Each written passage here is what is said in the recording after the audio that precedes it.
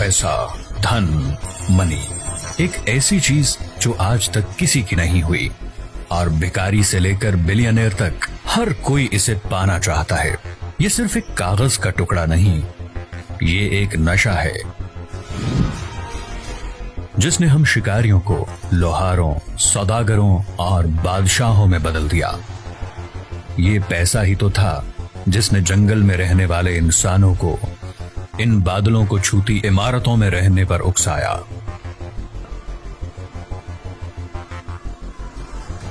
लेकिन पैसे में इतनी ताकत आई कहां से? ये कैसे बना, कब बना, क्यों बना और आखिर ये पैसा है क्या? What is money? पैसा एक ऐसा कागज का टुकड़ा जिसकी खुद में कोई कीमत नहीं, बस ये हमें दूसरी चीजों की कीमत बताता है। हम दिन रात इसके लिए मेहनत करते हैं और फिर यही पैसा किसी और को दे देते हैं ताकि हम उस चीज को खरीद सकें जो उसके पास है, और फिर वो इंसान वही पैसा किसी और को दे देता है ताकि वो अपनी पसंद की कोई चीज खरीद सके। और इसी तरह ये पैसा पूरी दुनिया में इधर से उधर घूमता रहता है। जानते हैं इस वक्त दुनिया में कुल कितना पैसा है? जो नजर आता है वो है 40 खरब डॉलर, और जो नजर नहीं आता वो है 1300 खरब डॉलर, 1.3 क्वाड्रिलियन डॉलर्स। आखिर इतना सारा पैसा आया कहां से? इसे किसने बनाया? तो आइए मेरे साथ चलते हैं एक ऐसे सफर पर जिसमें हम जानेंगे पैसे की ऐसी कहानी जो सच में आपको हैरान कर देने वाली है। हम जानेंगे वो सब कुछ जो आज से पहले आपने कभी सोचा भी नहीं था। पत्थरों और सोने चांदी के सिक्कों से लेकर ऐसे पैसे तक जो नजर ही नहीं आता। आखिर कैसे ये एक ऐसी जबान बन गया जिसे दुनिया का हर इंसान समझता है? आखिर कैसे इस बेजान सी चीज ने हमें अपना गुलाम बना लिया?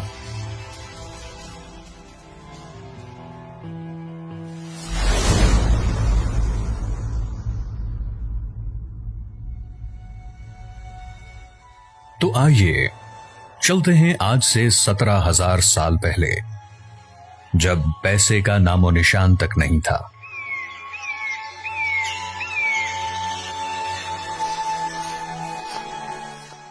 पंद्रह 15,000 कब्ल मसीह।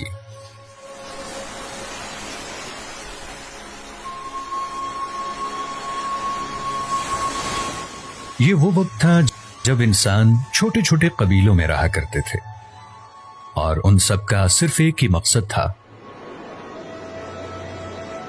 शिकार करना और किसी भी तरह जिंदा रहना।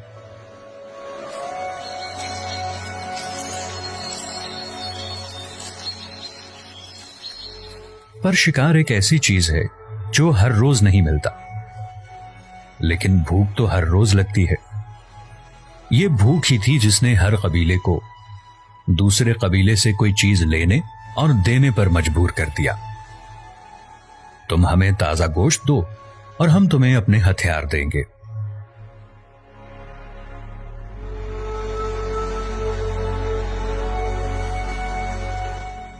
इस लेन देन में दोनों का ही फायदा था, क्योंकि अगर छीन कर कोई चीज ली जाए तो एक बार तो वो मिल जाएगी, मगर दूसरी बार बहुत मुश्किल है। और इस तरह जन्म हुआ बार्टरिंग सिस्टम का, यानी कि चीजों का लेन देन करना। एक कमोडिटी से दूसरी कमोडिटी को एक्सचेंज करना।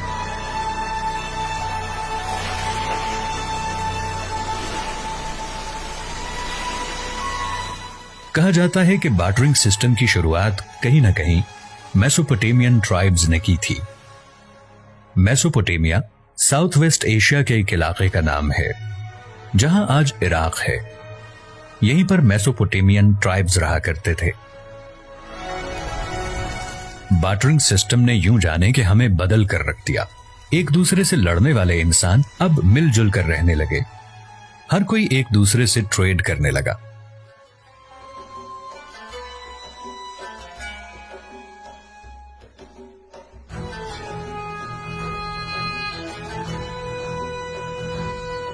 और हजारों साल बाद जब लोगों की आबादी बढ़ती गई और वो शिकार के अलावा खेती बाड़ी भी करने लगे, तो बार्टर सिस्टम की कमियां सामने आने लगी। इतने सारे लोगों के साथ ट्रेड करने पर यह याद रखना मुश्किल हो गया था कि किससे कौन सी चीज लेना थी और किसे कौन सी चीज देना थी। ये याद रखने के लिए हमने क्ले के छोटे छोटे टुकड़ों पर लिखना शुरू कर दिया, जिससे शुरुआत हुई अकाउंटिंग की। हमने चीजों का हिसाब किताब रखना शुरू कर दिया। लेकिन बार्टर सिस्टम की परेशानियां यूं समझें कि खत्म होने का नाम ही नहीं ले रही थीं। सबसे बड़ा मसला तो ये था कि ट्रेड करने के लिए दोनों का रजामंद होना जरूरी था। तुम्हें तो जो चीज चाहिए वो मेरे पास है, पर मुझे वो चीज नहीं चाहिए जो तुम्हारे पास है। इस वजह से ट्रेड नहीं हो पाती थी।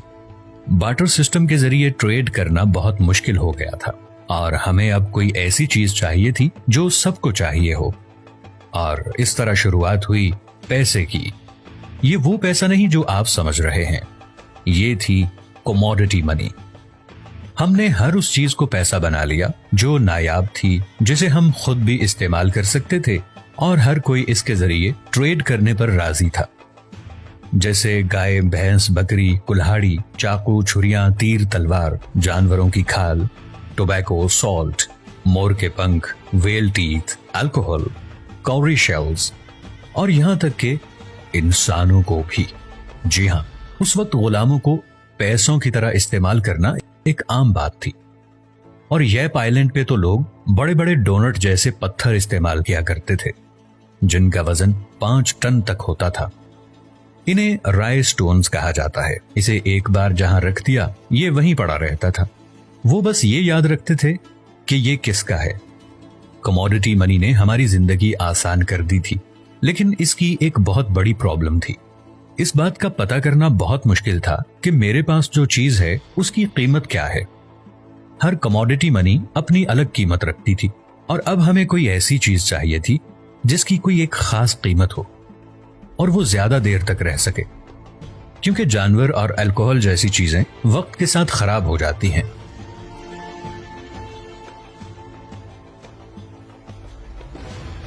छह 600 कबले मसीह, आज से 2600 साल पहले एंशिएंट ग्रीस में शुरुआत हुई मेटालिक मनी की। सोने और चांदी को मिलाकर ऐसे सिक्के बनाए गए जिन पर शेर और बैल बना होता था। लोगों को दिन रात की मेहनत के बाद सिर्फ 2 ही सिक्के मिलते थे, जिनसे उनका खाना भी नहीं आ पाता था।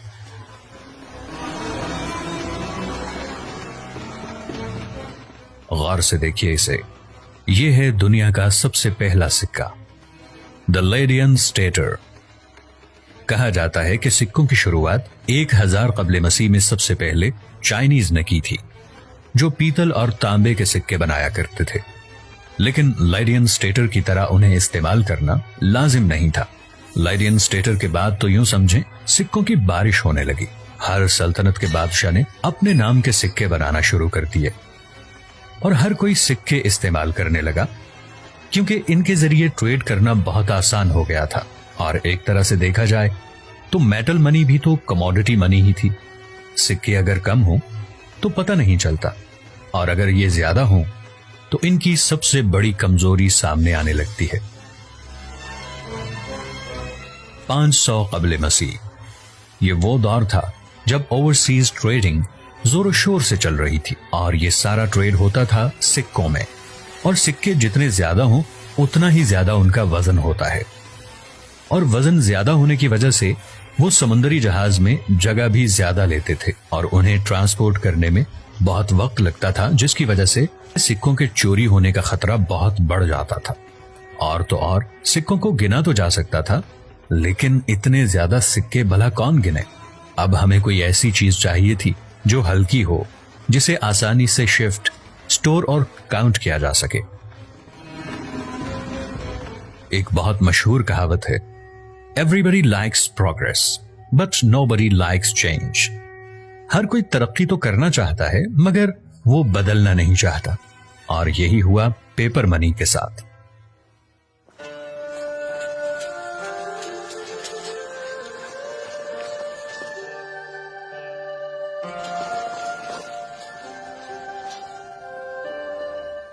बारह 1279 मंगोलियन चाइना का शहंशाह और चंगेज खान का पोता कुबला खान, जिसने ट्री बार्क यानी दरख्तों की छाल से दुनिया की पहली पेपर मनी को बनाया। और जैसा कि मैंने कहा, लोग बदलाव पसंद नहीं करते, और वो करें भी क्यों। कुबला खान उन लोगों को उनके कीमती चमकते हीरों के बदले बस एक कागज का टुकड़ा दे दिया करता था।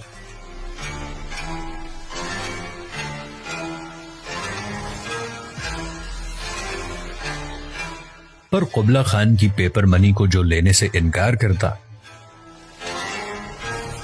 उसको मौत की नींद सुला दिया जाता।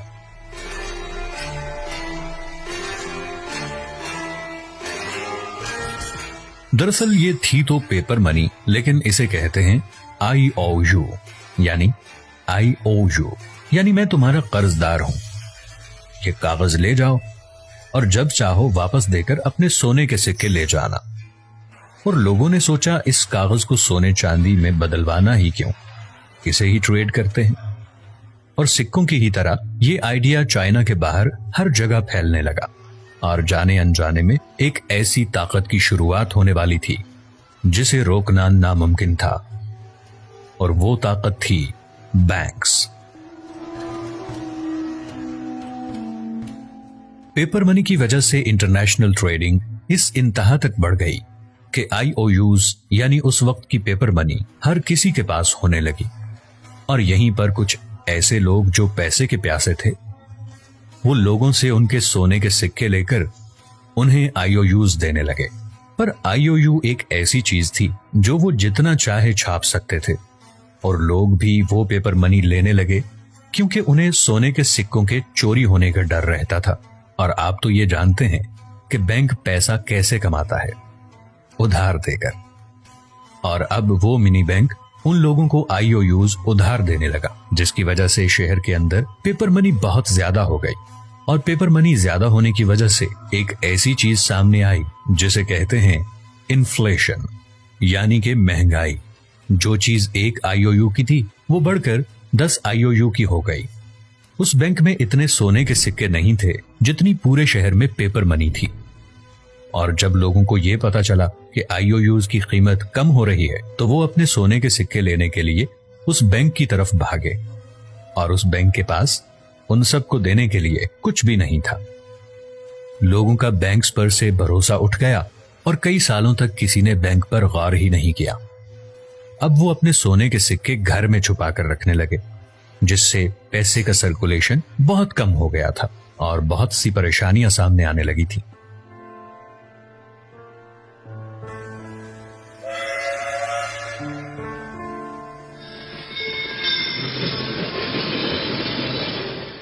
(1816) में ब्रिटेन एक नया कानून सामने लेकर आया कि जितना गोल्ड हमारे पास होगा, हम उतनी ही पेपर मनी प्रिंट करेंगे, जिससे महंगाई भी नहीं होगी और कर्ज भी एक लिमिट में दिया जाएगा। इसे कहते हैं पेपर मनी को गोल्ड स्टैंडर्ड के मुताबिक करना। और देखते ही देखते सारी कंट्रीज अपने पेपर मनी को गोल्ड स्टैंडर्ड के मुताबिक करने लगी। और फाइनली 1900 में यूनाइटेड स्टेट्स ने गोल्ड स्टैंडर्ड को अपना लिया। इस बात से तो इनकार नहीं किया जा सकता कि पैसा जिस दिन बना था, ये अपने साथ एक ऐसी चीज लेकर आया जिससे बचना नामुमकिन है, और वो चीज है पैसे की भूख। पैसा जितना भी हो कम लगता है। अगर आपके पास 100 करोड़ हो तो आप क्यों नहीं चाहेंगे कि मेरे पास 1000 करोड़ होने चाहिए। पैसा जितना मर्जी हो, इंसान यही गुनगुनाता रहता है कि बस थोड़ा और, बस थोड़ा और, बस थोड़ा सा और इस थोड़े के चक्कर में पेपर मनी फिर से एक ऐसा मोड़ लेने वाली थी जिसके बाद इसे रोकना नामुमकिन था। मुल्क में पैसा ज्यादा हो तो होती है इन्फ्लेशन यानी महंगाई, जो कि खतरनाक है, और पैसा कम हो तो होती है डिफ्लेशन, जो उससे भी ज्यादा खतरनाक है। 1930s यूएस में ग्रेट डिप्रेशन चल रहा था, और ये डिफ्लेशन की वजह से, क्योंकि चीजों की कीमत कम थी और कंपनीज इतना पैसा नहीं कमा रही थी कि वो अपने एम्प्लॉयज को सैलरी दे सकें, जिससे इकोनॉमी क्रैश करने लगी। क्योंकि लोगों के पास ना तो पैसा था और ना ही जॉब्स। और इसी का हल निकालते हुए 1933 में प्रेसिडेंट फ्रैंकलिन डी रूजवेल्ट ने डॉलर और गोल्ड का रिश्ता खत्म कर दिया। बस जो थी वो थी पेपर मनी। और अब बैंक्स के पास वो ताकत वापस आ गई थी जिसका फायदा उठाना उन्हें अच्छी तरह आता था, और वो ताकत थी नोट छापना। और ज्यादा पैसा होने से क्या होता है ये तो आप जानते ही हैं, इन्फ्लेशन। और इस पर कंट्रोल करने के लिए अमेरिका ने सेंट्रल बैंक फेड को बनाया, जो ये रेगुलेट करता है कि मुल्क में पैसा ना तो ज्यादा हो और ना ही कम। लेकिन वो डॉलर जो आप गोल्ड में कन्वर्ट करवा सकते थे, जो आपके लिए एक IOU था, अब वो रह गया था सिर्फ एक कागज का टुकड़ा। जो है बस यही है, it's just a worthless piece of paper. इसकी खुद में कोई वैल्यू नहीं। और अब ये बन गई फिएट मनी। आपको लगता है कि डॉलर ही फिएट मनी है? नहीं, पूरी दुनिया में जितनी भी करेंसी है, चाहे वो पाकिस्तानी हो या इंडियन, सब की सब फिएट मनी है। All these pieces of paper are not backed by gold or any physical commodity. अगर ये कागज का टुकड़ा कुछ नहीं है तो हम इससे सब कुछ कैसे खरीदते हैं? क्योंकि हमें बस ये यकीन है कि इसके बदले हमें कुछ मिलेगा। आपके बैंक्स, वॉलेट्स और लॉकर्स में जो कुछ पड़ा है वो सिर्फ भरोसा है, पैसा नहीं, जिसकी वैल्यू दिन ब दिन इन्फ्लेशन की वजह से कम होती जा रही है। पेपर मनी ने हमारी बहुत सी मुश्किलों को आसान कर दिया था। इसे आसानी से गिन सकते थे, संभाल सकते थे और कहीं भी ले जा सकते थे। पर एक ऐसी चीज जिसकी इस तेजी से बदलती दुनिया को बहुत जरूरत थी, वो चीज थी स्पीड।